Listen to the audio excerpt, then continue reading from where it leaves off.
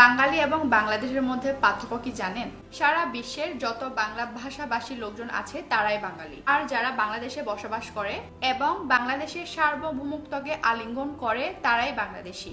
আপনি যেমন একজন বাঙালি, এমনি বাংলাদেশে কিন্তু একজন পাহাড়িও কিন্তু বাঙালি নয়, কারণ আমাদের মাতৃভাষা বাংলা নয়, তবে আমরা বাংলাদেশি।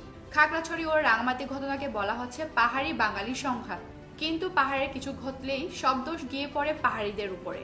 আমরা পাহাড়িরা নাকি অন্য রাষ্ট্র চাই, আর পাহাড়ে নাকি কোনো বাঙালি এবং সেনাবাহিনী থাকতে পারবে না।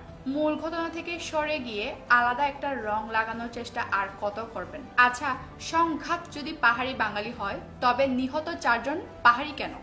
আর ঘর বাড়ি বেশিরভাগ পাহাড়িদের পুরের কেন? এর জবাব কে দিবে? নিজ ভূমিতে পোড়া খায় পাহাড়িরা, পালিয়ে যায় পাহাড়িরা, আর মরেও পাহাড়িরা। আবার আপনাদের সবার দোষের ভাগিদারও পাহাড়িরা। সেটেলাররা যখন আমার মা বোনকে ধর্ষণ করে ঘর বাড়ি পুড়িয়ে দেয়, যখন জমি জমা বেদখল করে, যখন বস্তি ভিটা থেকে উচ্ছেদ করে, তখন আমরা তাদের বাড়িতে গিয়ে হামলাও করি নাই, আগুনও দিই নাই। প্রজন্মের পর প্রজন্ম যে পাহাড়ে আদিবাসীদের বসবাস, সেই পাহাড়ে সেটেলার ঢুকিয়ে আমাদেরকে বানিয়ে দেওয়া হয় সংখ্যালঘু, আর তকমা দেওয়া হয় উপজাতি। আমাদের এই পাহাড়ে কখনো স্থায়ী বাঙালি মুসলমান ভাইদের সাথে দাঙ্গা সৃষ্টি হয় নাই। যত কিছু সংঘাত হয় এই সেটেলারদের সাথে।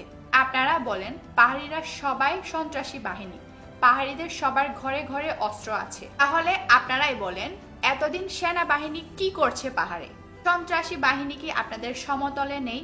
আমরা কোনো সন্ত্রাসী বাহিনীকে সমর্থন করিনি এবং ভবিষ্যতেও করব না। দয়া করে সব পাহাড়িদেরকে সন্ত্রাসী বলে দাবি করবেন না। আমরা বিগত দিনগুলো স্থায়ী বাঙালি পাহাড়ি মিলেমিশে যেভাবে বসবাস করে আসছি, সামনের দিনগুলো সেভাবে মিলেমিশে শান্তিতে বসবাস করতে চাই। আমরা কখনো আলাদা রাষ্ট্র চাইনি, আমরা চাই সাংবিধানিক অধিকার। আর আমরা বাংলাদেশি, কিন্তু বাঙালি নয়।